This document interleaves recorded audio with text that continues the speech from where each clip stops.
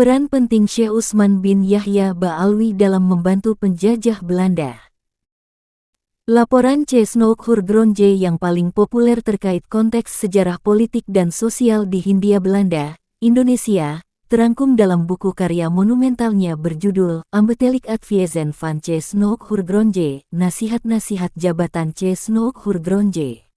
Dalam menyusun analisis ini, Snoek bekerja sama dengan tokoh Ba'alwi, Syekh Utsman bin Yahya, untuk memastikan kebijakan kolonial tidak memicu pemberontakan berbasis agama. Buku berisi laporan-laporan C. Snoek Hurgronje itu telah diterjemahkan ke dalam bahasa Indonesia dan tersedia untuk publik dengan judul Nasihat-Nasihat C. Snoek Hurgronje semasa kepegawaiannya kepada pemerintah Hindia Belanda tahun 1889 sampai tahun 1936. Proyek penerjemahan besar ini dilakukan melalui kerja sama Studi Islam Indonesia Belanda INIS mulai tahun 1989. Koleksi ini terdiri dari 11 jilid yang mencakup berbagai topik mulai dari Islam, hukum adat, hingga masalah politik kolonial.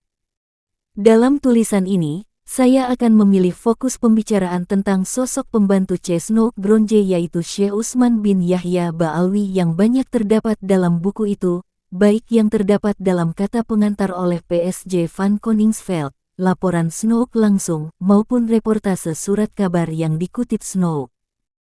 Kata Said yang disematkan dalam tulisan ini adalah kutipan dalam buku relasinya dengan integritas kutipan, bukan dalam arti pengakuan akan validitas sebuah genealogi. Dalam kata pengantar, Koningsveld mengungkapkan bahwa Syekh Utsman bin Yahya diangkat oleh pemerintah Belanda secara resmi sebagai rekan kerja Snoek dengan gaji bulanan sebesar 100 gulden. Koningsveld berkata, peninggalan tulisan para rekan Snoek lainnya yang berbangsa Indonesia, terutama peninggalan rekannya yang terdekat yang pada usia lanjut meninggal, pada tanggal 18 Januari tahun 1914, yaitu Said Utsman, seorang ahli hukum yang berasal dari Hadramaut. Tokoh ini, atas usul Snoek tertanggal tanggal 20 Juni tahun 1889, telah diangkat menjadi rekan tetapnya, dengan gaji bulanan sebanyak 100 gulden. 2 tahun kemudian, telah diberikan kepadanya sebutan penasihat honorer. Tulisan-tulisan yang banyak jumlahnya, diantaranya sejumlah fatwa, dan karyanya sangat dihargai oleh Snoek dan pemerintah Belanda. Dari beberapa tulisan tersebut yang dianggap sebagai dukungan terhadap kekuasaan Belanda, dibayarlah biaya pencetakan oleh pemerintah Hindia Belanda. Selain itu, sejumlah terbitan itu juga digalakkan penyebarannya di antara penduduk, meskipun dengan jalan tidak langsung. Sebabnya karena penyebaran yang langsung dari pihak pemerintah tidak pantas dianjurkan, karena dengan cara demikian kepercayaan penduduk terhadap isi tulisan itu mudah dirugikan. C. Snoek Hurgronje, Nasihat-Nasihat C. Snoek Hurgronje semasa kepegawaiannya kepada pemerintah Hindia Belanda tahun 1889 sampai tahun 1936 INIS. 1989 jilid 1 halaman 57. Koningsveld juga mengungkapkan bahwa Utsman bin Yahya sangat berperan dalam menekan umat Islam agar tidak melakukan perang sabil. Menurut Utsman, orang yang punya maksud-maksud nafsu kehormatan dan uanglah yang menganjurkan perang sabil tersebut.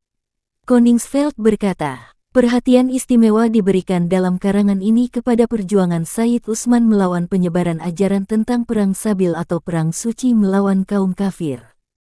Yang lebih buruk lagi daripada permainan kata yang berwenang serta praktik-praktik mistik ialah, menurut Said itu, bila ada orang yang memberanikan diri, demi tercapainya maksud-maksudnya yang bernafsu kehormatan dan bernafsu uang, untuk mengkhotbahkan perang sabil demi agama, agar benar-benar sah. Perang seperti itu menghendaki dipenuhinya banyak syarat yang tidak ada di sini. Sebagian syarat-syarat itu terjadi dari sifat-sifat kaum muslimin yang menjalankan perang itu, sebagian terjadi dari perbuatan kaum kafir yang menjadi sasaran perang tersebut. Tetapi baik di pihak sini maupun di pihak sana, kata Said kita, di negeri ini tidak terdapat syarat-syarat tersebut. Maka, mereka yang dengan mengabaikan itu mengkhotbahkan perang Sabil juga, adalah orang celaka yang membawa bencana atas dirinya sendiri maupun orang-orang seagamanya yang tidak bersalah. Nasihat, Jilid 1 halaman 61-62. Menurut Koningsveld, Usman mencela perjuangan rakyat Bekasi dan Cilegon Banten yang berjuang mengusir penjajah Belanda, dan menyebut para pemimpin pergerakan itu sebagai orang-orang yang berniat jahat. Koningsveld berkata, Said Usman dengan panjang lebar membicarakan pokok ini, dan antara lain mencela huru-hara yang terkenal di Bekasi dan Cilegon sebagai gerakan pemimpin-pemimpin yang berniat jahat, serta masa rakyat yang tertipu. Kemudian ia memuji orang-orang sebangsanya yang berkelakuan baik, karena seorang pun di antara mereka tidak pernah menyebut-nyebut perang Sabil. Terutama pembahasan masalah yang tersebut terakhir ini, dengan cara yang dipakai oleh Said Usman, pantas mendapat penghargaan yang sebesar-besarnya. Seperti setiap orang yang cukup penting lainnya pun ada yang iri kepada pengarang ini. Orang-orang tersebut dengan sendirinya mungkin memutarbalikkan soal itu, dan dengan merugikan citra Said tersebut pada para pembesar Muhammadan, misalnya di Mekah, tempat Said itu mempunyai hubungan-hubungan yang berpengaruh menggambarkan soal tersebut sedemikian rupa, seolah-olah ia hendak menggagalkan peraturan syariat mengenai jihad sebagaimana adanya. Namun, ia percaya kepada pemahaman para pembesar tersebut, dan kewibawaan besar yang dinikmati olehnya di segala pelosok kepulauan Nusantara, juga di Banten, telah dipertaruhkannya demi ketertiban dan ketenteraman. Siapa yang selanjutnya di Hindia Belanda hendak mengkhotbahkan perang Sabil melawan pemerintah dan melawan bangsa Eropa, wakil dari bidang Muhammadan berhadapan dengan wakil yang paling berwibawa di bidang ilmu-ilmu suci di negeri ini. Nasihat, Jilid 1 halaman 62.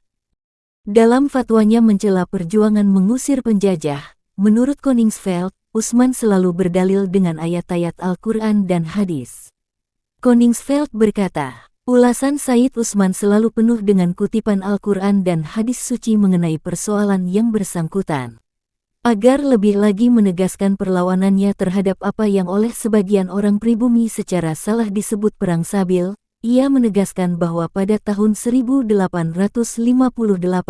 ketika penduduk Jeddah membunuh orang-orang Kristen yang bermukim di sana, itu bukan saja disusul oleh pemboman kota tersebut oleh kapal-kapal perang Inggris dan Perancis, melainkan juga oleh Sultan Turki, dijatuhkan hukuman mati kepada penghasut-penghasut utamanya.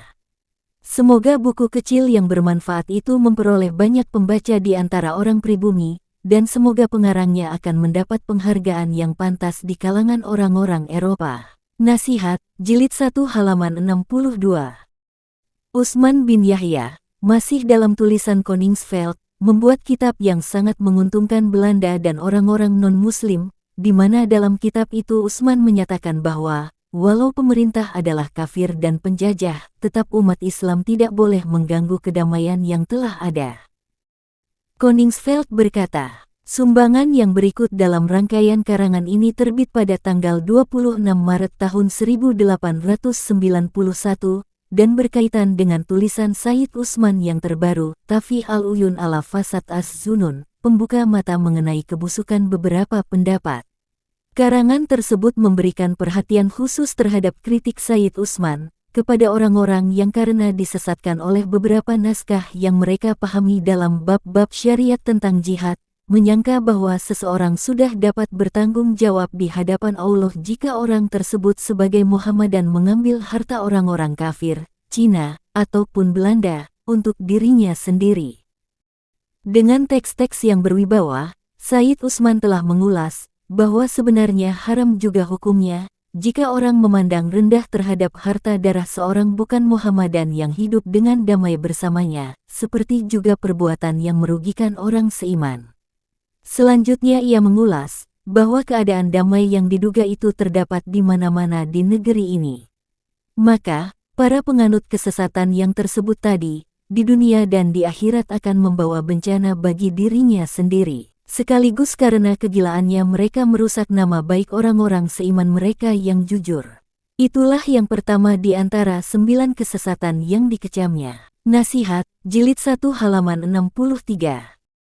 Sementara Snow, dalam laporannya, mengungkap bahwa gaji yang diberikan pemerintah Belanda terhadap Usman bin Yahya adalah atas usulannya agar Usman menulis kitab sebanyak mungkin demi kepentingan penjajah Belanda. Snow mengatakan, agaknya tidak perlu diulas, bahwa pertolongan dan bantuan orang seperti itu dapat menyumbangkan banyak sekali bagi suburnya penelitian saya. Karena Said Usman tidak mempunyai harta milik dan mencari nafkah dengan bekerja sendiri, maka lambat laun mutlak diperlukan imbalan keuangan untuk menjamin bantuan tersebut. Jika imbalan ini diberikan, maka ia akan sekaligus didorong untuk mengatur agar kegiatan pendidikan dan sastranya sebanyak mungkin mandiri sesuai kepentingan pemerintah pusat. Hal ini sebenarnya sudah cukup lama dilakukan, misalnya terhadap perkumpulan-perkumpulan mistik. Nasihat, Jilid 9 halaman 1623. Kita akan mengetahui bahwa seorang Snow adalah politisi yang cerdik dan lihai. Walau Usman mendapatkan gaji resmi dari penjajah Belanda, tetapi pemberian gajinya tidak diberikan sebagaimana pegawai lainnya. Itu dilakukan agar kedudukan Usman sebagai tokoh di hadapan jamaahnya tidak jatuh ketika ia diketahui sebagai budak penjajah Belanda. Snow berkata, sementara itu, terutama pada keadaan sekarang, kewibawaan yang telah diberikan oleh orang-orang seiman kepada Said itu akan terpengaruh kurang baik jika ia secara terbuka dikenal sebagai abdi pemerintah. Maka sebaiknya, tunjangan yang mungkin akan diterimanya diberikan dengan perantaraan saya, sebagai imbalan atas bantuannya yang akan diberikan kepada saya untuk penelitian ilmiah saya. Nasihat, Jilid 9 halaman 1623. Usman bin Yahya, menurut Snow, sangat giat mengkampanyekan kepada umat Islam untuk tidak memberontak terhadap penjajah Belanda. Snow berkata, dan secara lisan dan tulisan, di mana-mana ia selalu mengkhotbahkan kepada pribumi dan orang asing Muhammadan yang bermukim di sini, tentang ketaatan kepada pemerintah. Sedangkan kalau ia melihat agama Muhammadan disalahgunakan untuk mencari keuntungan, atau untuk memupuk semangat ketidakpuasan, atau memberontak, maka dengan giat, ia selalu bertindak untuk melawannya. Nasihat Jilid 9 halaman 1624. Dalam pandangan Snow, semua karangan Usman bin Yahya bertujuan untuk mencegah umat Islam memberontak terhadap penjajah Belanda. Snow berkata, pada intinya, semua karangan Said Usman yang banyak jumlahnya, bertujuan untuk menunjukkan jalan bagi orang Muhammadan yang beriman, meskipun yang di bawah pemerintahan yang bukan Muhammadan, agar memenuhi kewajiban ibadah mereka sesetia mungkin, tanpa melawan kekuasaan yang ada, baik dengan kata maupun tindakan. Nasihat, Jilid 9 halaman 1628. Dalam laporannya kepada Gubernur Jenderal Belanda, Snow mengungkap adanya usaha orang-orang terpelajar yang mengirim berita ke Konstantinopel dan Mesir akan keadaan di Nusantara. Dalam berita itu pula disebut adanya kecaman-kecaman terhadap sosok Usman bin Yahya. Snow berkata, wartawan yang berniat buruk dari sini telah membaca bahwa Said Usman menganggap dirinya sebagai pintu yang sebenarnya dan hendak menunjukkan kunci yang sebenarnya. Wartawan tersebut menegaskan bahwa tidak seorang pun akan menganggapnya sebagai orang seperti itu, karena ia berpihak pada pemerintah Belanda, dan selalu berusaha untuk merugikan orang sebangsanya. Nasihat, Jilid 9 halaman 1630. Snow Gronje berusaha mengangkat nama baik Usman bin Yahya yang dihujat di tanah air sebagai pendukung penjajah kafir, dengan memohon kepada Gubernur Jenderal Belanda, agar mengadakan permintaan diplomatik kepada pemerintah Turki, agar memberikan penghargaan kepada Usman bin Yahya. Ini dilakukan agar misi Belanda untuk menjadikan Usman bin Yahya orang yang dihormati di tanah air akan tetap terjaga, agar misi penjajah bisa lancar. Snow berkata, kehadapan Yang Mulia Gubernur Jenderal, sambil menyerahkan kembali surat kementerian yang disampaikan kepada saya, dengan surat kiriman Sekretaris Umum tertanggal tanggal 29 September tahun 1900, Laha, sangat rahasia, dengan hormat, saya melengkapi surat saya yang sangat rahasia tertanggal tanggal 7 Oktober tahun 1900 nomor 64, dengan catatan bahwa surat kiriman yang diterima Profesor De Guje dari Duta Turki di Sravenhage tentu saja hanya sedikit atau sama sekali tidak akan berpengaruh atas usaha menghentikan agitasi yang ditujukan kepada Said Usman sebagai sekutu pemerintah Belanda yang anti-Muhammadan. Tetapi ucapan resmi Syekh al-Islam akan merupakan titik pertemuan yang diinginkan bagi keinginan yang akan diucapkan oleh Duta Sri Baginda di Konstantinopel pada pemerintah Turki. Keinginan ini mengenai tanda penghargaan yang hendaknya dianugerahkan kepada Said tersebut. Nasihat, Jilid 9 halaman 1745. Snow juga mengungkap banyaknya sentimen negatif dari kaum terpelajar yang dimuat dalam surat kabar asing, diantaranya. Dalam hal ini, Usman bin Aqil, Said yang terkenal itu, membantu pemerintah Belanda. Ia hanya memikirkan diri sendiri, dan tidak memikirkan kaum Muhammadan. Nasihat, Jilid 9 halaman 1745. Dalam nomor 1255 surat kabar Anda, telah saya baca surat dari Jawa, yang memberitakan tentang apa yang dikatakan oleh Usman bin Aqil di depan saudara-saudara seimannya orang pribumi. Ini dikatakan dengan maksud mencemooh, seperti juga dalam surat-surat lain. Ia disebut sebagai Usman, atau Syekh Usman, dan bukan Said Usman, sesudah sholat Jumat, yaitu bahwa konsul Turki yang dahulu telah terpaksa meninggalkan Betawi. Karena sayalah konsul tersebut yang telah pergi, dan karena pemberitaan tersebut hanya karangan belaka, maka saya sampaikan surat ini kepada Anda. Dengan permintaan sudilah memuatnya dalam surat kabar Anda, agar pemberitaan itu dimusnahkan, dusta itu digagalkan, dan agar pemerintah pusat yang mulia hendaknya ditaati, serta pendiriannya yang luhur dijunjung. Sebab berjuta-juta penduduk Jawa dan negeri-negeri sekitarnya sangat percaya terhadapnya. Nasihat, Jilid 9 halaman 1747. Said Usman berlagak beragama di hadapan orang-orang seiman, misalnya, dengan menolak menghadiri pesta perkawinan di mana terjadi hal-hal yang dilarang oleh syariat Muslim, seperti musik dan sebagainya. Tetapi, ia mengiringi Gubernur Jenderal Van der Veck ke Tanjung Priuk, padahal ia tahu bahwa di sana akan ada baik musik maupun hal-hal lain yang terlarang. Sementara itu, pernah saya melaporkan kepada Anda, bagaimana ia bangkit dan meninggalkan pertemuan kaum Said, di mana diperdengarkan musik. Padahal musik itu pun telah dihentikan demi kemauan dia. Begitu pula dalam pesta perkawinan anak Umar Aidit, kepala penduduk Arab di Betawi ini, menyuruh agar dibacakan riwayat Maulid Nabi sebelum potret Ratu Wilhelmina dipindah dari ruang pesta itu. Tetapi 1 tahun sebelumnya, ia menyuruh agar dicetak sebuah doa untuk sang ratu, yang dibacakan di masjid-masjid pada tanggal 2 September tahun 1897. Dan sekarang ia pun akan segera menyematkan bintang yang diterimanya dari Sri Ratu. Lalu apakah yang masih tersisa dari kesalihannya? Nasihat, Jilid 9 halaman 1748. Al-Maklumat, tahun 1899, nomor 146. Surat dari Jawa, tertanggal 10 Jumadil Akhir 1317 Hijriah, tanggal 16 Oktober tahun 1899 Masehi. Said Usman, pada suatu hari Jumat di masjid, seolah-olah, berdasarkan kesalehannya, telah mengucapkan fatwa. Tetapi dalam fatwa ini, ia menggunakan ungkapan-ungkapan kemarahan yang tidak pantas. Selanjutnya ia menyuruh agar dicetak surat selebaran kecil, yang di dalamnya dipertentangkan 8 perintah Allah dengan 8 larangannya. Tetapi tentang hal yang disebut terakhir ini, wartawan kita ingin mengajukan edisi yang telah disempurnakannya, di bawah semboyan, fakta lebih gamblang daripada kata.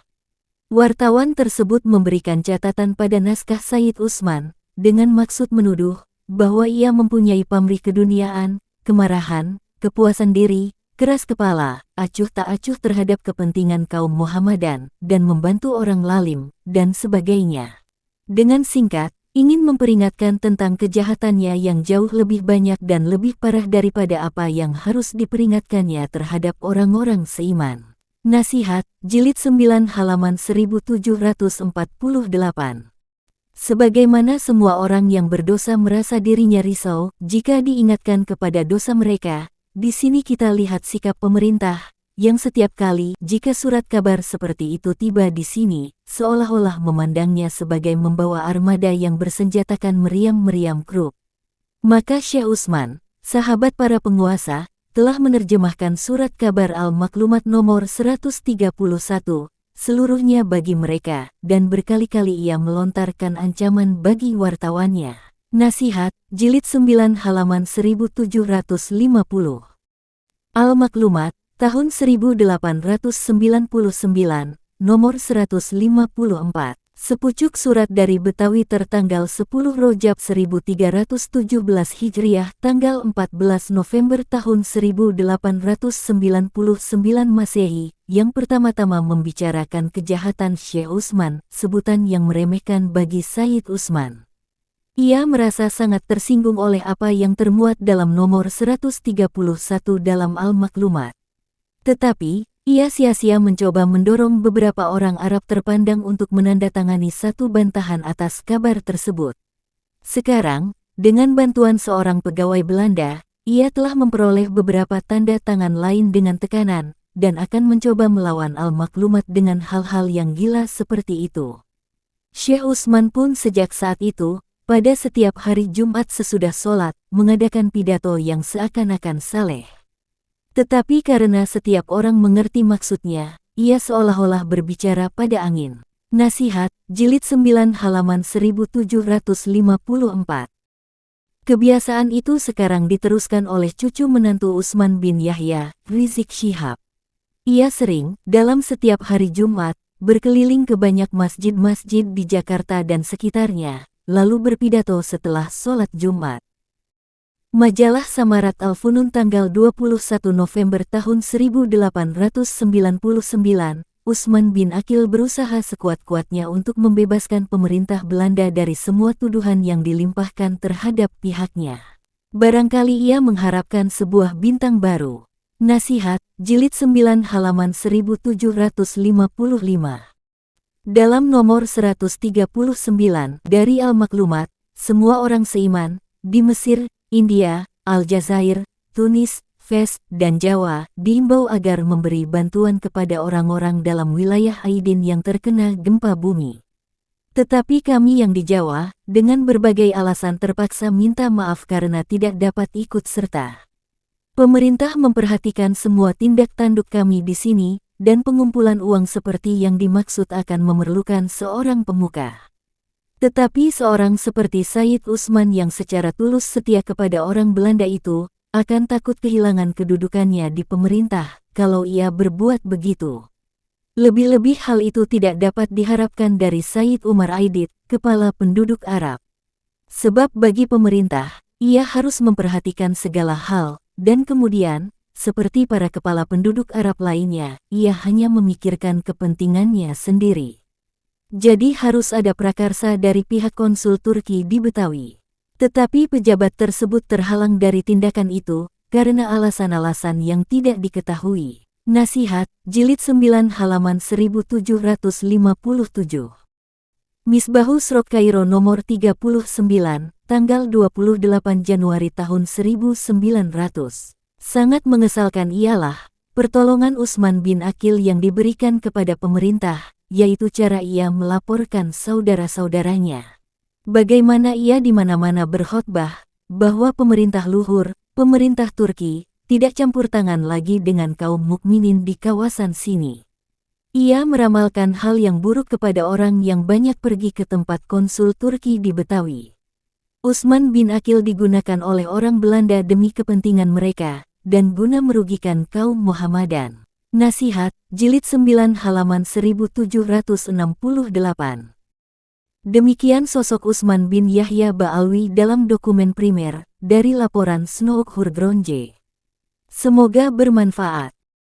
Penulis Kiai Haji Imaduddin Utsman Al-Bantani.